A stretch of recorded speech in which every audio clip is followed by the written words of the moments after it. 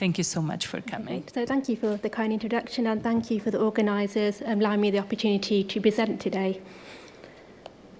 So here are some disclosures of the UTMOST study that we'll talk about in this presentation. So for today's talk, it will be split into two parts. So the first part of this talk will describe why we need large population-based, routinely collected observational data to infer causality. And the use of observational data can be used to address certain limitations that are frequently encountered within randomised controlled trials, and also briefly discuss the benefits and limitations of using such observational data. Then the second part of the study, part of the talk, I will talk about the UTMOST study, which aimed to evaluate the effectiveness of using partial compared to total knee replacement using observational routinely collected data, and whether using different statistical methods will allow you to replicate trial findings. So as we know, randomised controlled trials are considered to be the gold standard to study the safety and efficacy of certain treatments compared to a comparator group. And the main reason why trials are considered to be the gold standard is mainly due to randomisation, as randomisation ensures that your treatment groups are comparable, so therefore any differences in outcome is attributed to treatment only. However, there are a few limitations that are frequently encountered within trials. Sometimes randomisation may not be feasible or ethical to perform, and usually trials tend to have quite strict eligibility criteria. For instance, what we frequently see is that trials tend to exclude patients who are elderly or very sick, so therefore it may not be ethical to randomise these patients to, for example, to placebo, where we observe no beneficial effect. But in the group of patients, clinicians are interested whether treatment is effective or not. Other limitations are that patients are monitored throughout the trial, so this can have an impact on patient behaviour and also treatment adherence, which is not reflect what actually happens in clinical practice. Usually in trials, the trials are powered to answer usually a question whether a treatment is superior to your comparator group. And so that means these trials are usually not powered to detect if there's any rare or unexpected adverse events. And then you got your other limitations, that follow-up tends to be quite short, typically lasting 2 or 3 years, and it takes a lot of resources to conduct a trial. So an alternative source of data is use routinely collected data, where the data is already available and you do not need to collect it. And there are a range of different sources where you can use such data, such as disease registries, which may concentrate on one particular disease, such as cardiovascular disease. You've got electronic medical records, survey data, hospital data, prescription data, and so on. And these data are used frequently to answer different health-related research questions. On the right-hand side, you've got examples of different databases that can be used.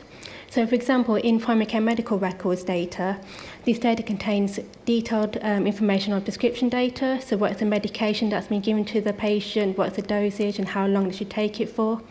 Details on the consultation, so what the signs and symptoms that the patient presents with to the clinician, then also what the clinician's diagnosis is. Then also any measurements that are taken of the patient, such as high blood pressure or cholesterol levels, and so on. And here are the examples of different databases that can be used, but this is just the tip of the iceberg. There's so many databases out there. So, for example, in the UK, you've got CPRD. In Spain, you have CDAP. And in the US, you have claims data from Medicare. And the great thing about these databases is that they can be used as standalone databases, or they can be linked to other databases.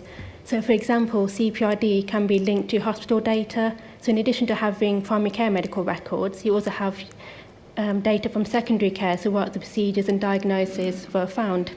Then also linked to mortality data, so you know what the date and cause of death is. So here, this slide just generally covers the general benefits of using observational data. So as I mentioned before, the data is already available to use, so you don't need to collect it, and this data can be used from any country, from any type of data source. And this data can be used in lots of different research topics, such as identifying safety issues, pharmacoepidemiology, comparative effectiveness research, and prognosis research. One of the core strengths of using this database is that it usually is representative of the general population. And one of the key strengths is that if you want to answer your research question with a particular subgroup of patients, such as very elderly or rare comorbidity, generally you have adequate power to answer your research question.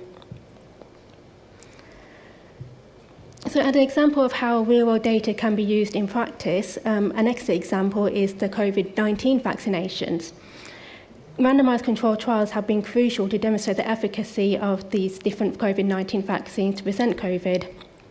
But what these trials had lacked is that, despite the large size of them, they were not large enough to identify if there were any safety issues that were associated with these Covid-19 vaccinations. So therefore, one of our PhD students, Xing Tan, she went on to look at medical records from many different countries, so European countries, Japan, the US, and quantified, well, what is the baseline rate of these adverse events prior to the Covid-19 vaccine, so we know how common or how rare they are. And this study had identified over 126 million patients, and she was able to quantify the incidence rate that was stratified by age, sex, and database.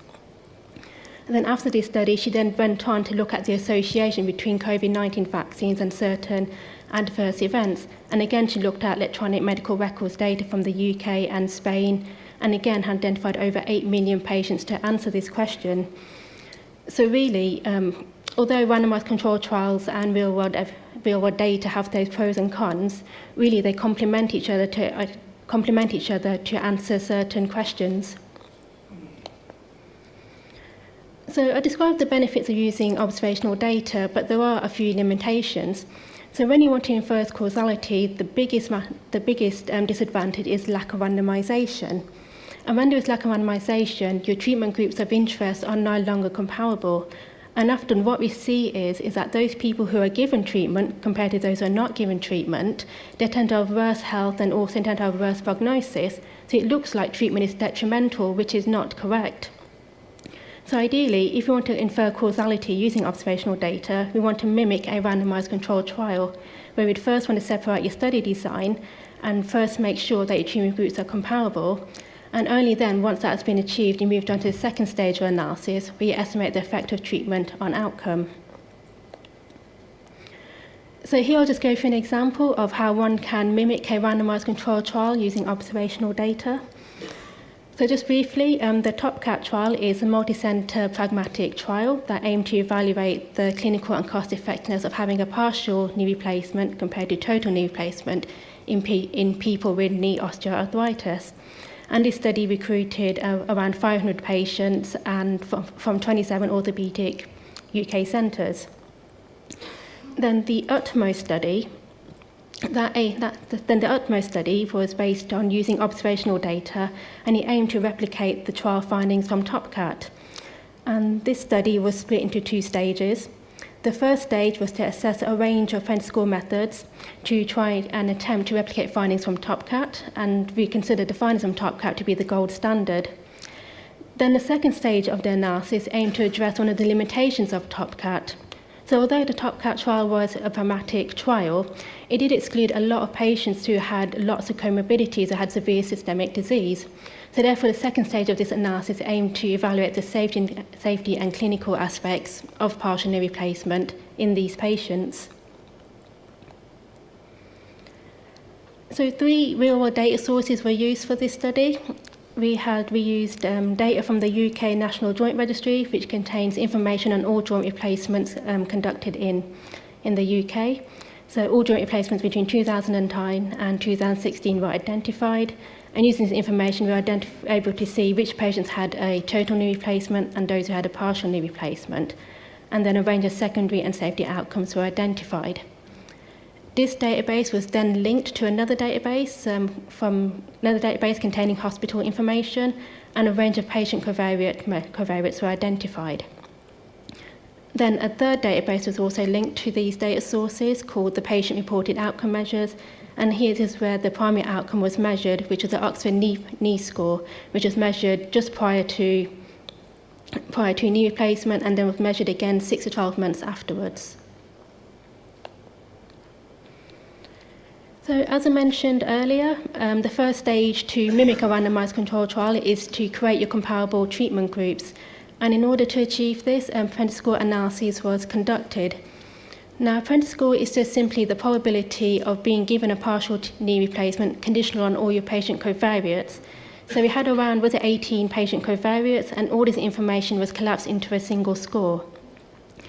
And this Prentice score was used in different ways, including matching, rating, stratification, and adjustment. And using these methods, this attempted to make sure that treatment groups were comparable.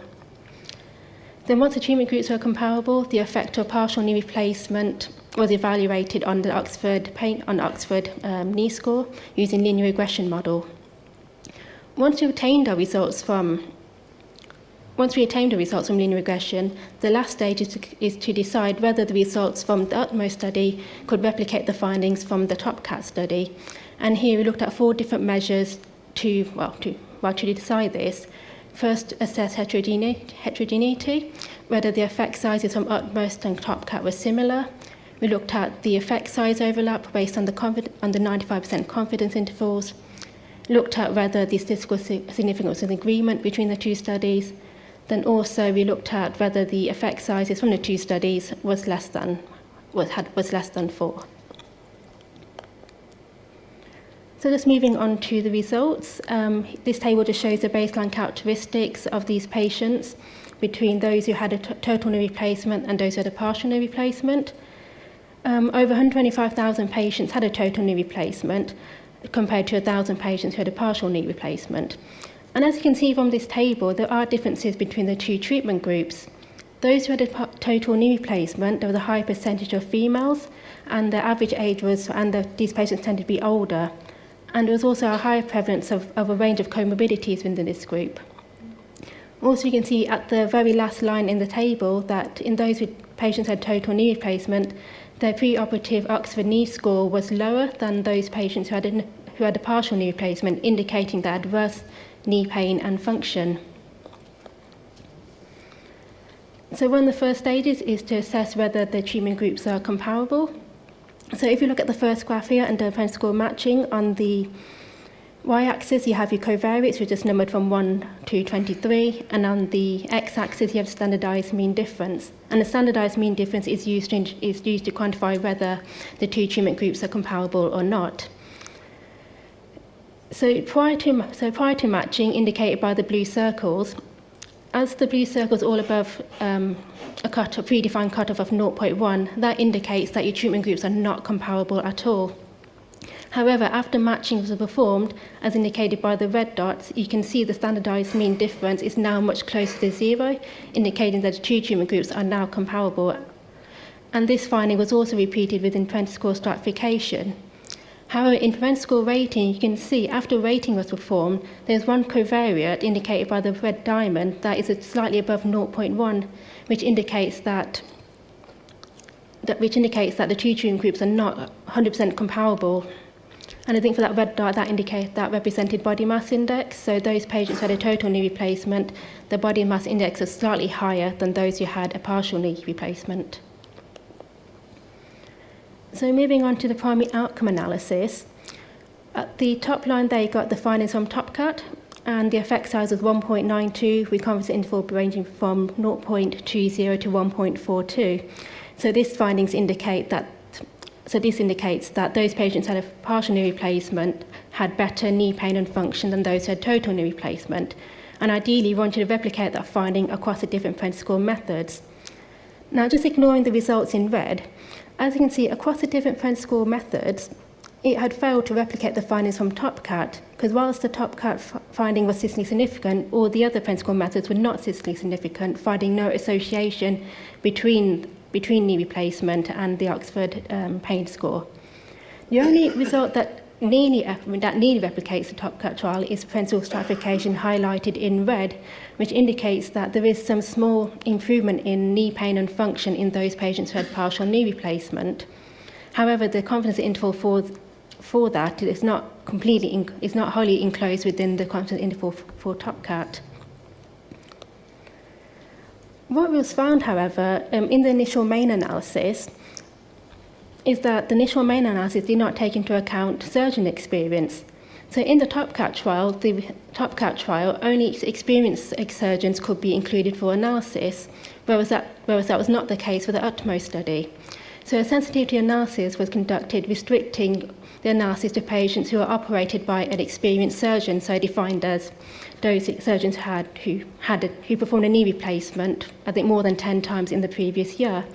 And this had quite an effect on the results.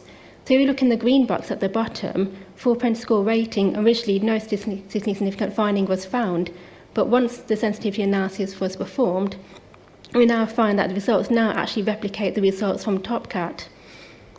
And this finding was replicated for propensity score stratification as well, where the results are more closely aligned to TopCat. Moving on to the second stage of analysis, where we aim to look at the clinical and safety outcomes in those patients with multiple comorbidities. So in this analysis, just over 23,000 patients were analysed, and propensity score stratification was performed. So within this analysis, the effect size was 1.83. So those patients who had a partial knee replacement had vastly improved knee pain and function, and this effect size was much larger compared to the main analysis, or was it of 0.76. And also within this group of patients with lots of comorbidities, it was found that partial knee replacement is acceptable in this group of patients because if you look at the safety outcomes of 5-year mortality, venous thromboembolism, and myocardial infarction, they had much lower risks of these outcomes compared to those patients who had a total knee replacement. And then there was no association between having a joint infection within this group of patients either. So just to conclude, for this study, you can use routinely collected observational data to replicate findings from the TopCat trial. And what we had found was that some propensity score methods had successfully replicated the findings from TopCat, whereas others not so much. So you found that propensity score stratification performed really well compared to other methods such as matching and rating. However, it was found that it was very important to take into account the eligibility criteria, not just for patients, but also for surgeons as well. Because what we saw that once you take into account the eligibility for surgeons, the results for rating was much more closely aligned with the results from TopCat, and it was also found for stratification as well. This study was then able to quantify the effectiveness of partial knee replacement in patients with multiple comorbidities, which the TopCat trial was not able to address. And it was found that those patients with partial knee replacement, they had much reduced knee pain and function, then also was a good safety profile as well. And just more generally as well, as we covered from the UTMOST study, but also from the Covid19 vaccines, is that observational studies and randomized control trials are mutually complementary in evaluating the effectiveness of treatment, with each study design bringing their own strengths and limitations. So although observational studies does have lower internal validity than randomized control trials due to lack of randomization, they do have key strengths that they can evaluate effectiveness in real world conditions, in actual clinical practice, and then also it will allow you to evaluate the effectiveness of treatment in certain subgroups of patients where findings from trials are quite limited or unavailable. Okay, so thank you for listening. This is the team that I work with, and I think since this picture was taken a few months ago, the team has gone even bigger, so thank you.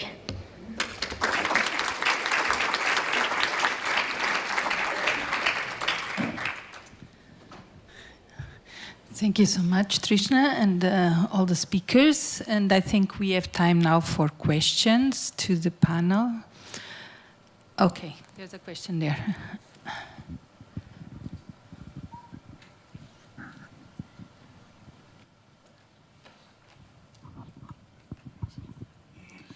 So I have a question for Paula.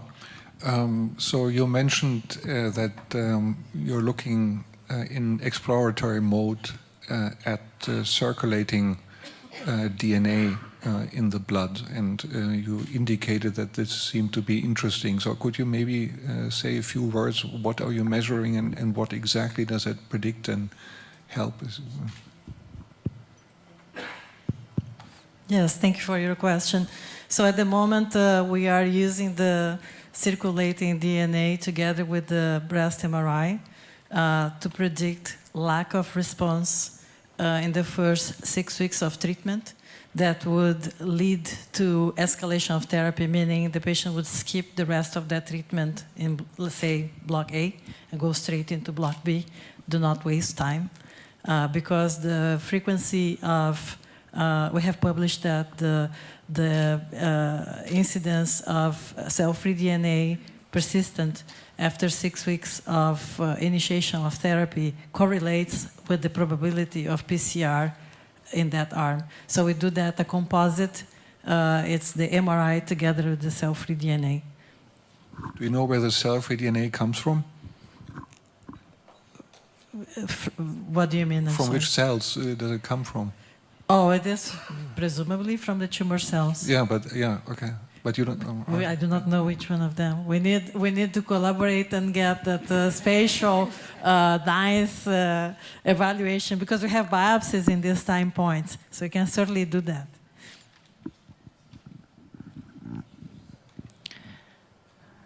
Okay. That's a question.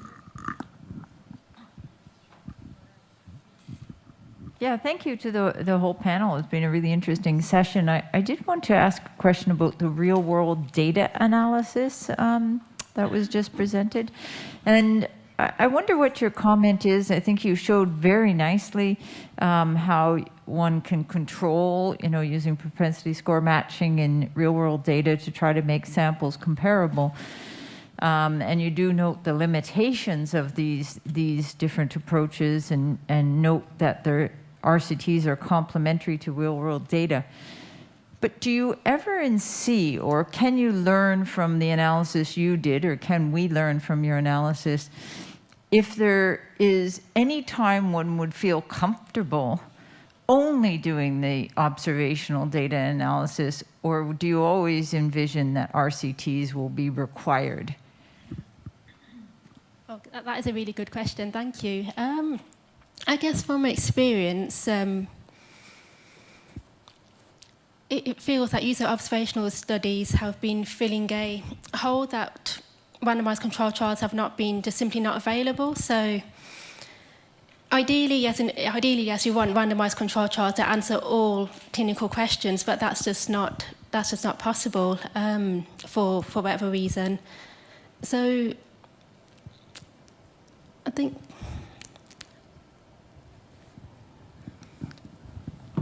Maybe I can. I can complement. Okay. So, again, Trishna said that, randomization and double-blind clinical trial. Why we're sticking to that is that it's the only way to infer causality, assuming that it is managed intercurrent event. That's the gold standard, and if you really want to go at some point into inferring relative efficacy of your new treatment to the placebo or standard of care, it's very difficult to get beyond that. You can go faster than that if your effect is so large, phase 1, and you can skip the randomization step.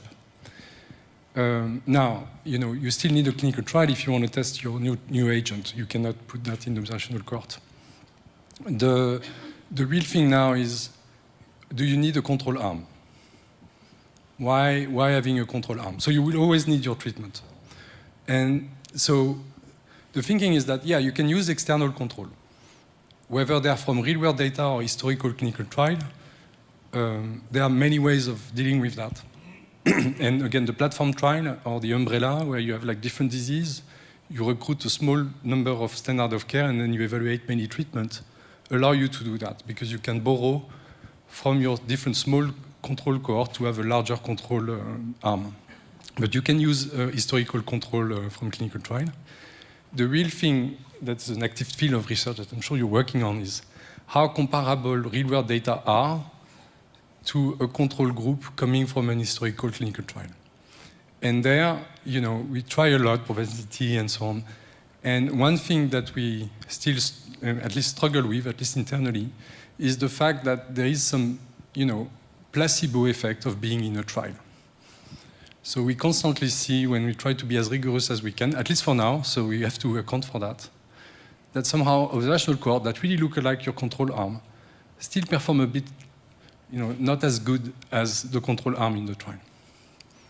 But there are ways, again, I mean, there's one technique or several techniques, but one field that is very active called dynamic borrowing, where you can play with your different source of information, and based on their systematic differences, then you can allocate, how much you do in your clinical trial versus regular data and so on. So you can play with that. Sorry, I was long in the answer. Thank you. Thank you. I have a question myself. I don't see arms up at this point, but so either for Laura or Paula. These adaptive trials are very interesting, and it's interesting that you can change them along the way. But how much do you plan beforehand what you can change, and how far can you actually go? And related to that, do you get maybe too small samples when you change a lot of things on the way, or how do you deal with that? So this is a very important question. You need to keep the power of the study, right? So you need to be careful not to change it too much. And you do not change on the way, right? So for iSpy, we did change on the way. But it's sort of last patient randomized in the old-fashioned 2 blocks treatment. And then there was a date in which all centers started randomizing to the next. And every time that a new arm comes in, we have 30 centers. All the centers need to have the IRB approval for that amendment so that we are randomizing everybody on the same study. Because the probability of randomization changes from one amendment to the other when you add or remove arms. And so you need to have the whole system working on the same phase of the study. And this is very tightly observed on iSpy, because you cannot change on the way. You have one center randomizing in Amendment 18 and the other on Amendment 19. That doesn't work. And it's all planned. And we do have sub-studies that I have not had the chance to mention. There are some patients who don't want to be randomized, and then they are part of the observational cohort. But then, of course, you lose the power of the randomization. So what is about the randomization that I feel that's more important is that with the randomization, you balance the unknown factors, right? So that's what we lose with the real-world trials. However, in the real-world trials, you have access to everyone, right? Every patient access that trial. So that's the power of that design over the randomized clinical trial that is so strict.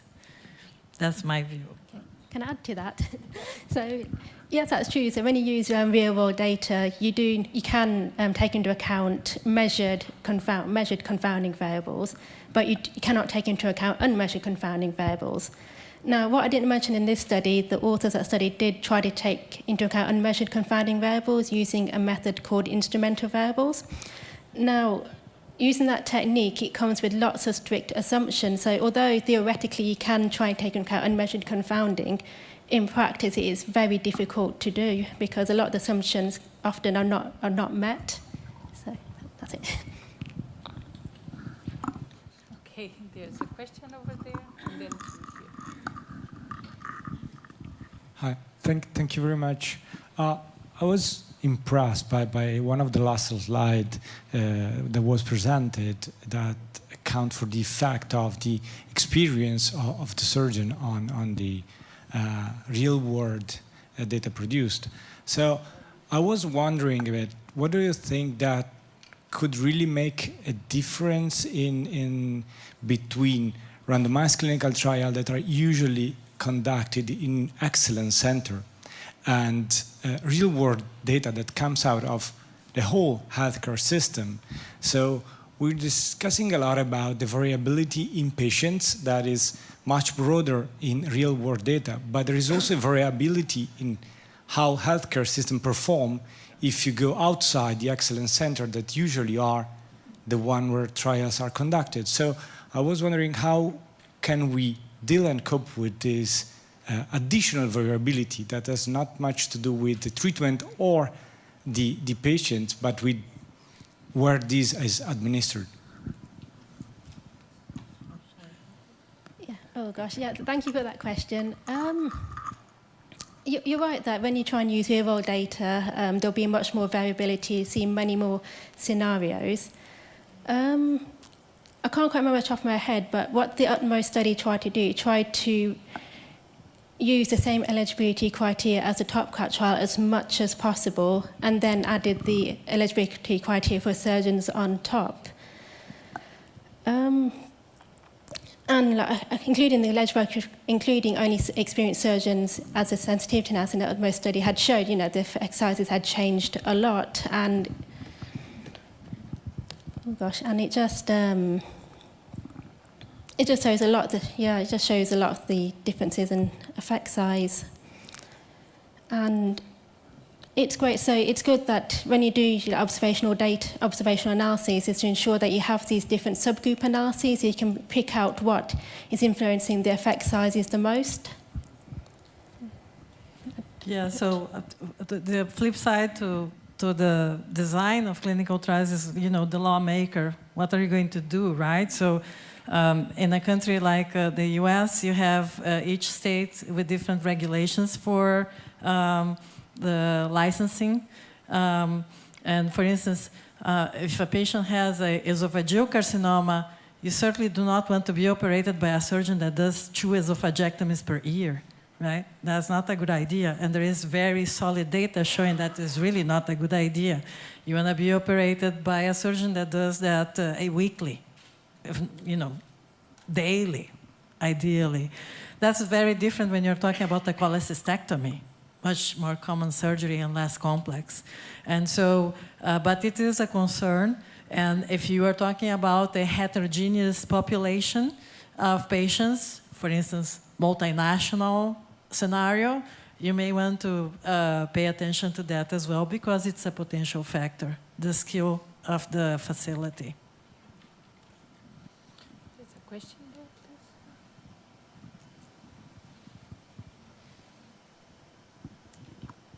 please. I have a question to Paula, also an element of the adaptive design. I mean, you mentioned you always have 5 new drugs simultaneously in the trial, but then you also, over time, you're getting more and more sophisticated with your insights into different sub-cohorts. So how does that affect your selection of new drugs coming in? Because it's a tremendous opportunity, of course, to bring a new drug in, but I guess you also need some consensus among all the centers. And how do you do that? Very difficult political situation. And so sometimes we have had the situation that we had to block very interesting arms because we had 5 ongoing arms, and tell the company that wanted to collaborate, we have to wait until first quarter of next year, when we expect that 2 of these arms will be completed. The beauty is that we complete each arm in about 18 months, so it's not a very long wait. And some of the companies want to wait for that because that is faster than and easier to establish the whole network, to run a study that may give you this big signal that you need to say yes or no for the development, the commercial development of that agent. And so as we move forward to ASPI 2.2, there are more categories, so we can, adapt and hold more arms of therapy. And because of that reason, we have increased the number of sites as well. So sometimes we have 30 patients on screening at a given point, right? So the whole there is a network that is like a moving structure that follows the trial. And that is one of the strengths of ASPI 2. Okay, one more pressing question here, and then we'll have to stop. Thank you. I would like to say that in observational studies, we have also the decision of the patient, because I was also undergone a surgery to my gem, and I have to decide if I want the protocol A or the protocol B. So the doctor told me the advantage and the problems of each approach, and I have to decide what I want. And this is something that in a clinical trial you are checked, and if you have some issues, you are not integrated in the harm. So you are rejected from the beginning to assess that treatment. And in the observational study, you are incorporated in one of the arms because you need to be treated. So I think this is an information very, very important that make people to decide for each one what is the better approach based on experience of everyone, day by day. And about Laurent? Yeah, I'm sorry, I got lost in your presentation. I'm sorry. But I understood that you are going to the regulatory agency. But I took to the information that it was dose dependent a lot of times. So you are going to the regulatory with different biomarkers to choose the right dose. Are you going with one dose independently of the results? Because I was in a presentation here in Institute Curie, and they raised this issue. Is the dose that is going to the market when there are a lot of patients that with 10% of the dose already have a good result. So why are we going to put a high dose that there are adverse events that costs more to the system when in clinical trials you found other doses that work in some of the patients? Yeah. Thank you. That's a very good question. I didn't want to go into that because, okay, I lost you, which is my fault. So I could have gone in the precision dosing aspect of it. And yes, we are thinking about that. Because you have a low risk fraction that could go to higher dose, and a high risk fraction, I'm simplifying because it's continuous, that could, stay at 2.5. So to your first answer, we are going to the regulators with the tool to predict safety.